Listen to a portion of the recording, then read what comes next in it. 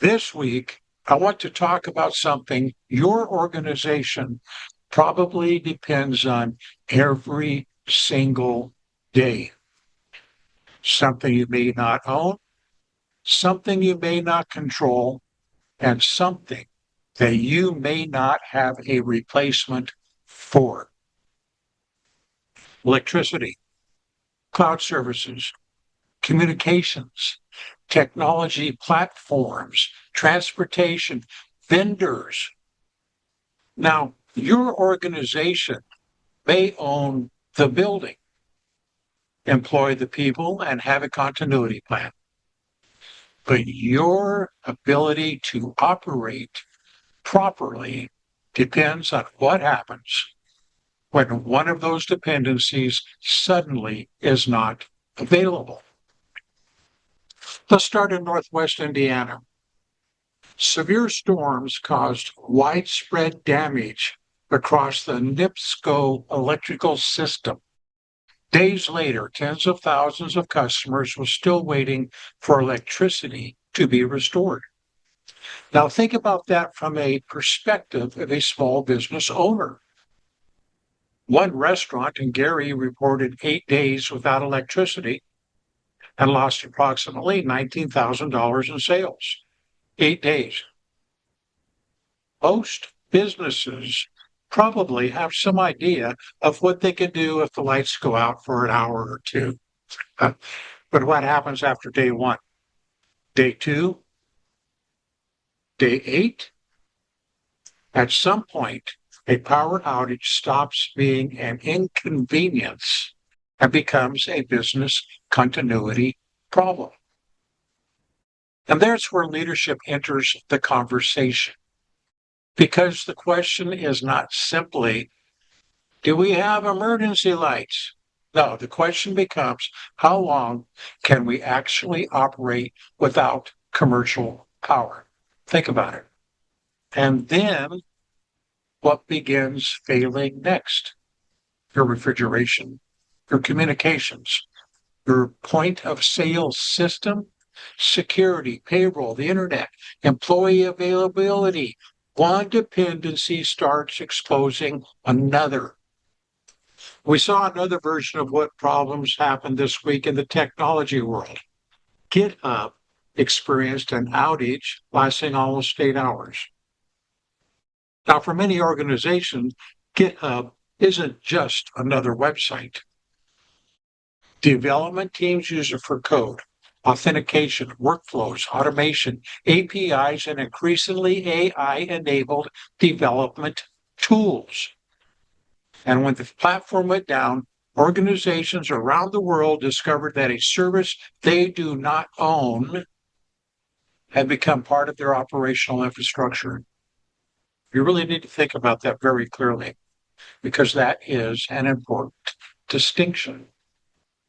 You do not have to own something for your business to depend on it. And sometimes we don't recognize how critical that dependency has become until it disappears. Microsoft 365 provided another smaller but useful example. Some users temporarily experience problems searching for information across SharePoint, OneDrive, and Outlook. Now think about what that could mean inside your organization. You may still have your files. Your employees may technically still have access to Microsoft 365, but what happens if they cannot quickly locate the information they need? Where is your emergency contact list? Where are your vendors' phone numbers? Where are your procedures? Actually, where is your employee roster? Where are the documents required to continue your most important operations? You have a continuity plan stored somewhere that an employee cannot find. They can't reach it. And when they need it, it isn't providing much continuity, is it? Then look at Hawaii that gave us another lesson. Communities were still recovering from Hurricane Layla when Tropical Storm Boki brought additional heavy rainfall. Power had not been completely restored. Infrastructure was already damaged. The ground was already saturated, and recovery resources had already been committed. That challenge is one of the assumptions we often make about emergencies. The first disruption will politely end before the second one begins. And no, it might not. Your organization may be operating at 50% capacity when something else happens.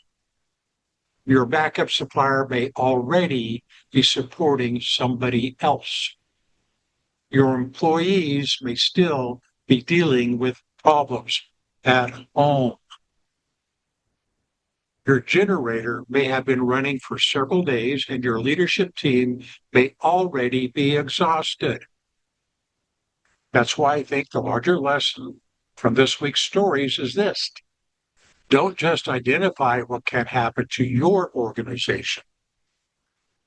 Identify what your organization depends on. Then ask yourself 4 questions. Number 1, what outside systems do we absolutely require to operate? Electricity, internet, cloud applications, telecommunications, specific vendors, a particular transportation route. There might be a few more of those questions. Number 2, how long can we operate without each one of them? Now, the answer is not, well, temporarily. Put a number on it. 2 hours, 1 day, 3 days, figure it out. And third, what is our alternative? If Microsoft is unavailable, where is our information? If the internet goes down, how do we communicate? If electricity isn't restored for several days, what operations will continue? If the supplier doesn't deliver, who's number 2? And finally, yes, there is a finally, have we actually tested those alternatives? Yeah, think about it. Because discovering during a disruption that your backup doesn't work isn't continuity planning, it's improvisation. Now, every organization has dependencies. The leadership issue is whether you understand yours before they are tested. Take 15 minutes this week and ask your leadership team one question. What do we depend on every day that we do not control? And write down those answers. Then pick one of those dependencies that would hurt your organization the fastest if it disappeared, and start there. Because preparedness isn't about controlling every disruption. We can't do that. It is about making decisions today so you are not forced to make all of them tomorrow. Remember my philosophy, preparedness is leadership. And do the right thing. Subscribe and join me each week as we look beyond the headlines and identify what today's disruptions can teach us about tomorrow's preparedness. This is Daniel. Till next time, please stay informed and stay safe.